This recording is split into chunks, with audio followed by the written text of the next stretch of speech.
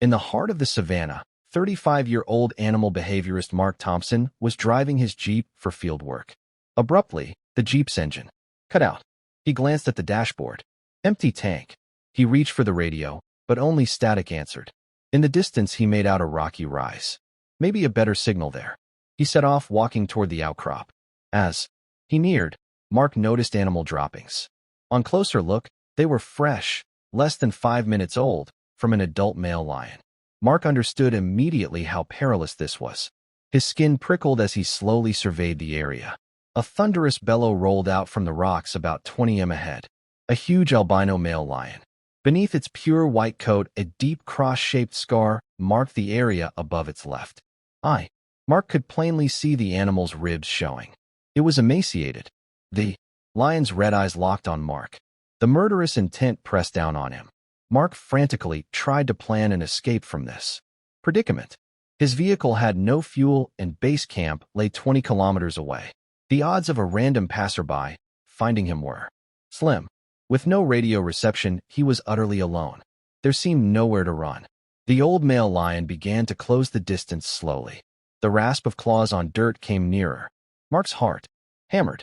He squeezed his eyes shut. Is this the end? Then, suddenly, a fierce roar tore out from the left. The air chilled.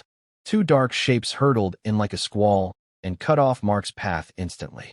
A young albino male and a lioness. Mark opened his eyes. The young male turned his head slowly to regard him. In that instant, Mark felt his heartbeat stop. An albino lion with amber eyes. Albino, yet not with red eyes. The same amber gaze ordinary lions possess. Mark's lips quivered. Memories from 2 years before surged through him like a tidal wave. 2 years earlier, Mark had been watching a pride through binoculars from his car. One albino lioness caught his attention. Something was wrong. The lioness kept glancing toward a crevice in the rocks. She seemed terrified. She crouched low, ears pricked, constantly scanning the vicinity. She was concealing something. Moments later, the lioness slipped into the crevice and emerged gingerly, carrying something in her jaws, a small, white bundle of fur, an albino cub. Through his binoculars, Mark's expression hardened when he saw the cub. The cub's tiny body was raked with deep claw and bite wounds. Blood trickled from its left shoulder. Mark instantly realized a new male had seized the pride and was exterminating the previous leader's cubs. Shortly after, Mark witnessed an astonishing scene. The lioness bearing her cub began to walk slowly toward Mark's car. Wild lions almost never approach people, especially when protecting young. Yet she didn't stop. She gently set the cub on the ground and stepped back. The lioness stared straight into Mark's eyes. Her look was full of pleading. My baby is dying. You are the only one. Please. Mark felt his chest tighten. His hands shook. He eased the car door open, climbed out, went to the cub, and knelt. The injuries were severe. Infection was spreading fast. The cub's temperature was dangerously high, clearly the work of the attacking male. Mark lifted the cub into his arms with care. Its tiny heart beat unevenly. He glanced at the lioness and gave a nod. A vow to save her infant. The nearest hospital was over 50 kilometers away. The cub might not survive the trip. Mark started the engine at once and headed back. About 5 minutes later, Mark glanced in the rear view and froze. The lioness was sprinting full tilt behind him. For the 30-kilometer run to his home, she followed tirelessly, tongue lolling, panting hard, plastered with dust kicked up by the wheels. Yet she did not relent. Her paws faltered. Her body lurched from side to side. She looked as if she would collapse, then steadied and kept running. This was a mother's courage. She would give everything for her cub, even if her legs broke, even if breath failed, even if her heart burst. She would not quit for the sake of her one and only. That was the totality of maternal love. When they neared Mark's house, the lioness was at the edge of collapse. Her coat was caked with sweat and dust. Blood oozed from her paw pads, but her eyes remained fixed on her cub. Mark climbed out, carried the cub inside, and brought it into the house. He began emergency care immediately. He cleaned and dressed the wounds and administered antibiotics. You're going to be all right, he whispered. He treated every infected patch carefully. The cub shivered, but Mark kept working. After hours of attention, The cub's breathing grew steadier. He stood by the window and held the cub up so the lioness could see. Alive, safe. The lioness collapsed on the grassland about 50 m from the house. She could no longer move, but her gaze stayed glued to the window. Night fell over the savannah. Rain began, first a drizzle, then heavier. It turned into a downpour. Mark watched from the window. The lioness remained where she sat, soaked through, motionless, staring at the house. Lightning forked and thunder rolled. Still the lioness did not flinch. Morning came. The rain had persisted all night. As sunlight grew and the storm eased, only then did the lioness slowly rise and stagger away. The next morning Mark awoke to an odd noise. He opened the door to find a large antelope lying at the entrance, still warm, freshly killed. 50 meters off, the lioness sat quietly.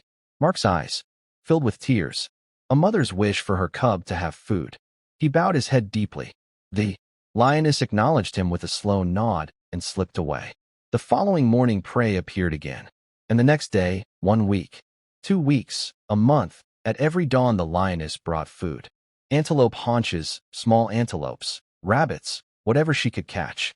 Through rain or sun, injured or weary, she never missed a single delivery. The lioness knew she could not reclaim her cub. The new male still controlled the pride. If she returned fully, the cub would be killed once more. Yet in her yearning, her remorse, and her boundless love, the lioness came each day. She wanted to see her cub, even from afar. On the 30th dawn the lioness left the prey and lingered far longer than usual. She stared at the house. Through the window she saw her cub astonishingly well, wounds healed, bounding about with energy, but they could not be reunited. The lioness released a long, very long cry.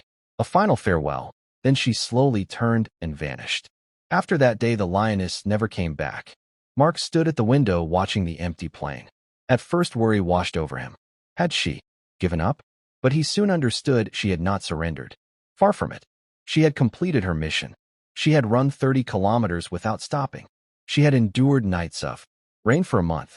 She had brought food every single day. She had done everything a mother could do. Now she trusted Mark completely. Without reservation, without fear, this human would rear my cub well. Absolute trust. Mark nodded, throat tight. Mark tended the cub with unwavering care. Each day he cleaned the wounds and fed it nourishing meat. The cub healed astonishingly fast. One day Mark peered closely into the cub's eyes. Something was unusual. Albino, yet the eyes were not red. The same amber eyes as ordinary lions. Most albino lions show red or blue eyes. This was an extraordinary case. 6 months passed. The cub turned into a spirited adolescent. A year went by. Now, almost a fully grown young male. His coat was sleek and his muscles well formed. Those amber eyes stayed the same. The time to let him go had come. He had grown attached. But lions belong in the wild. That was the law of nature. Mark had to honor that law. A piece of his heart broke, but he knew release was best for the animal. Mark loaded the lion into his vehicle and drove deep into the savannah. After he stepped out, the lion did not bolt, but watched Mark.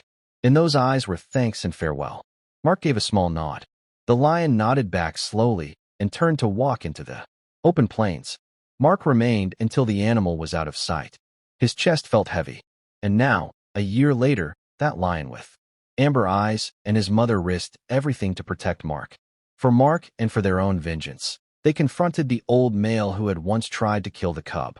Years before, that old male was the one who rose 2 years ago and sought to slaughter the cubs. Now aged and frail, expelled from the pride, wandering the margins. The young male and the elder faced one another. Tension hung in the air. The aged male stared straight at the young lion. Amber eyes met amber eyes. In that instant memories stirred. 2 years earlier the cub he had tried to kill, now grown into a powerful young warrior. The old male was seasoned and wise. He already sensed he stood no chance. Letting out one final growl to defend the remnants of his pride, he slowly retreated. But the sound carried no threat. It was the growl of surrender, not defiance. The aging king turned away with a heavy heart and disappeared into the depths of the savannah. The sun dipped below the horizon, painting the sky in shades of crimson before. Night swiftly fell. Thousands of stars emerged, one after another, blanketing the sky. Their soft glow gently illuminated the wide savanna. Mark knew it was time to return to base camp. As he began his walk back, the young albino lion and the mother lioness stood guard on either side of him. Like loyal protectors, they stayed alert, eyes scanning the darkness. From somewhere in the distance came the echoing cries of a hyena pack. The young lion immediately turned, growling low. One fierce roar silenced the night once again. For the entire 20 kilometers trek, the two lions never left Mark's side. Starlight guided their steps, and the Milky Way shimmered brightly above. Now and then, the mother lioness glanced back at Mark. Her eyes glowed softly with gratitude. The young lion walked tall and steady. No longer the fragile cub who once trembled in pain. He now carried himself with royal strength, destined to become the next king of the savannah. In Mark's mind, memories from 2 years before played like a film. The mother, who had run 30 kilometers without rest.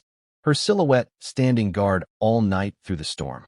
Her devotion, bringing food every single day for a month. All of it had led to this moment. That same love had saved Mark's life today. The stars burned brighter above, as if blessing their beautiful journey. Mark's legs shook with exhaustion, his body nearly giving out, but he kept moving. Whenever he stumbled, the young lion pressed close, letting Mark lean on his warm flank. That familiar warmth, a repayment of kindness from 2 years ago. 20 long kilometers later, the faint lights of the base camp appeared ahead. The lions stopped. They could go no further. Mark dropped to his knees and looked at them both. Beneath the starlight, 3 beings faced one another, man and wild, yet bound as family. The young lion stepped forward, touching Mark's hand gently with his nose. Mark's fingers trembled as he stroked the lion's face. The mother lioness approached quietly and rested her head on his shoulder, a reunion 2 years in the making. Tears shimmered in Mark's eyes as the lion slowly turned away. Bathed in starlight, they began walking back into the savannah, 2 pale silhouettes dissolving into the glowing night. Mark stayed kneeling until they vanished completely from sight. He couldn't move. The soft breeze swept across the plains, and starlight rained from above. As he finally walked into camp, Mark thought, a mother's love transcends species. Gratitude always finds its way back through time, and true love is never forgotten. If this story touched your heart, please like and subscribe. More heartfelt stories from the wild are coming soon. Thank you.